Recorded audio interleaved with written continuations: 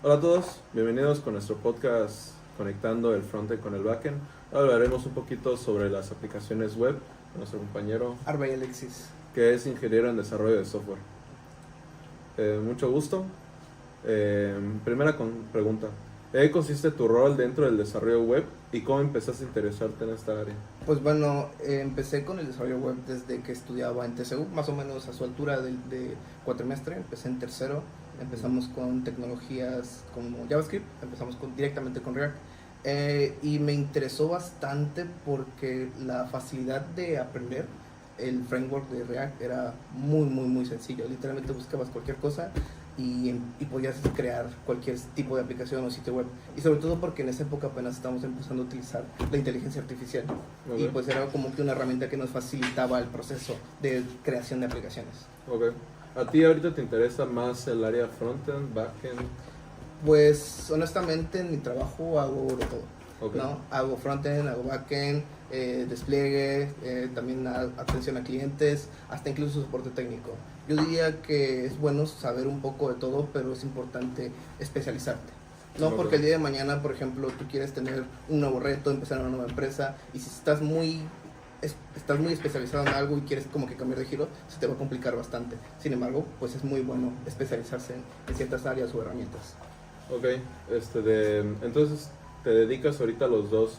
¿Tienes algún de tu agrado que prefieras hacer más uno que el otro? Prefiero, bueno, ninguno de los dos. Yo prefiero el full stack, porque así, por ejemplo, Ok. puedo entender por completo la lógica de negocio de una aplicación, ¿no? Y pues no solo dedicarme a una parte, sino entender cómo funciona del lado del cliente y del lado del servidor. Ok, muy bien. Principalmente cuando te estás desarrollando en frontend, ¿cuáles son tus herramientas que más utilizas? Pues bueno, utilizo JavaScript, literalmente React, JavaScript. También he ocupado HTML y Ajax, pero honestamente prefiero React, es muchísimo más sencillo. Uh-huh. ¿Crees que React ya está muy fuerte dentro de las páginas hoy en día? Que con React ya puedes tener un trabajo Pues es estable que hasta cierto punto. honestamente React está en la sopa. En cualquier aplicación, en cualquier cosa que tú busques va a tener React. Sin embargo, empezar desde cero con React es muy complicado, porque en todos lados donde ves tú puestos, ves únicamente seniors, mid seniors. Es muy raro que haya un entry level en React, porque por lo general buscan a desarrolladores con experiencia en lógica, Sí. y no en especializados en un framework. Sí. ¿Has tenido compañeros que son muy puristas, que tienden a decir, vamos a hacer esta aplicación, pero hagamos con JavaScript y empezamos desde cero con JavaScript, o sin tener una base antes de...? ¿Puristas a qué te refieres? Que están muy... Que no les gusta tanto de estos frameworks como pueden ser React. Pues fíjate que no como tal. Sin embargo, en donde trabajo es con PHP nativo, ¿no? Y pues Ok. estamos... Al principio se estaba muy cerrado con el cambio, el coordinador, porque pues es lo que les ha funcionado. Es un proyecto legacy de aproximadamente 10 años. O sea, Ok. PHP, Ajax, HTML. Y sí, es complicado, pero poco a poco te vas dando cuenta de las deficiencias y del ciclo de vida de un software, que pues cada cierto tiempo es importante renovar y dar un aire fresco al proyecto. Sí, ok. Muy bien. Y en el backend, ahorita hablamos un poco del frontend. En el backend, ¿qué herramientas es donde estás más manejando? Bueno, he utilizado de todo: PHP, JavaScript, Python, .NET. Me muevo mejor por JavaScript, sinceramente, es muchísimo más fácil, pero actualmente en mi trabajo utilizamos PHP, literalmente PHP puro, sin nada de frameworks. Sí. Ok, muy bien. Eh, y ya un poco más en el área del backend, base de datos, ¿cuáles es las que manejas ahora? Bueno, normalmente solo utilizo bases de datos relacionales. Las no SQL se me hacen muy rebuscadas, ¿no? Y por ejemplo, me pongo a pensar en mi trabajo, si ocupáramos una no SQL, qué complicado sería. Si por ser que una base de datos relacional está todo revuelto, qué complicado sería utilizar una base de datos no Sí. relacional. Así que honestamente prefiero una base de datos relacional, y el motor que utilizo por lo general es MySQL. ¿Es que en un proyecto ficticio que tú pienses en el que sí podrás integrar los no SQL, o sientes que sobran? Pues es que para construir algo muy rápido están perfectos. O sea, si ocupas hacer una demostración o una aplicación, una no SQL, sobre todo por las implementaciones de herramientas como Firebase, que es una Ujú. plataforma completa, Firebase Studio. He creado con Google para hacer Android Sus Studio. integraciones son exageradamente rápidas. Y, por ejemplo, si quieres empezar una startup, lo ideal sería iniciar con una NoSQL. Pero ya empresarial no es viable. Por ejemplo, el caso de Discord, ellos empezaron con una NoSQL y poco a poco se fueron migrando a una base de datos relacional precisamente por eso. Para manejar grandes cantidades de datos se les hacía muy complicado. Ok. Ahora, en términos de comunicación, debes de tener tu equipo en tu zona de trabajo. ¿Cómo es esta relación con tu equipo en tus proyectos? ¿Cuál es el tipo de ¿Te comunicación refieres que a tienen? la utilización de herramientas o la forma No, en la que trabajamos? más bien en la forma en que trabajan, cómo se comunican. Pues bueno, el equipo de programación es muy pequeño en el trabajo, solo somos mi jefe y yo. Ok. Básicamente nos dedicamos a que él me da instrucciones y yo le pregunto. Es una comunicación bidireccional. Él me dice, yo le pregunto y así trabajamos. En cambio, en el equipo de TI hay cosas que hacemos todos. Cuando hay que organizar un evento o hacer soporte técnico, por lo general el director, el coordinador de tecnologías nos da instrucciones a todos y entre nosotros llegamos a un resultado organizándonos entre nosotros. Ok.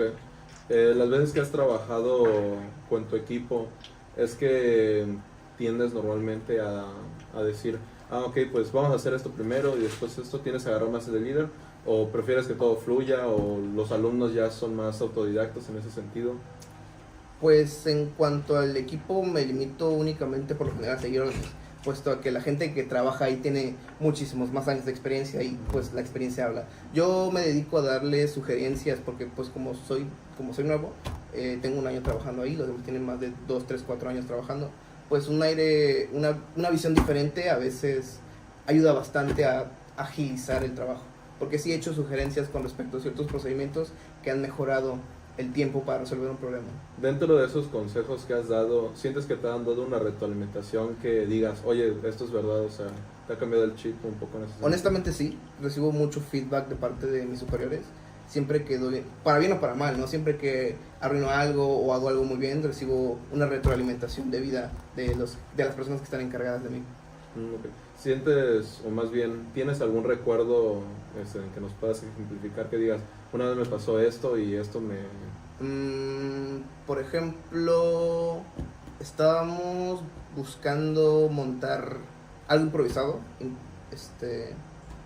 Era un evento de una exposición y pues esta persona traía sus cosas.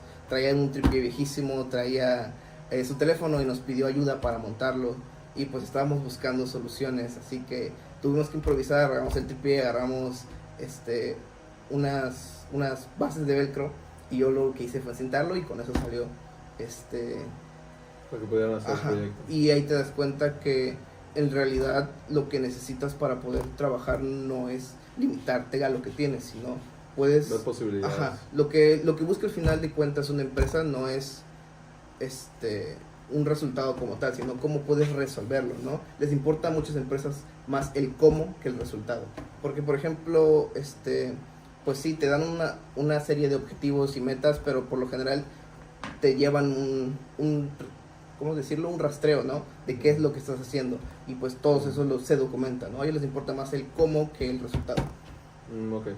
Entonces, lo que diferencia a los profesionales es cómo llegan estos dos a ese mismo resultado y qué tan eficiente Exacto, en es este eso. caso son. Okay.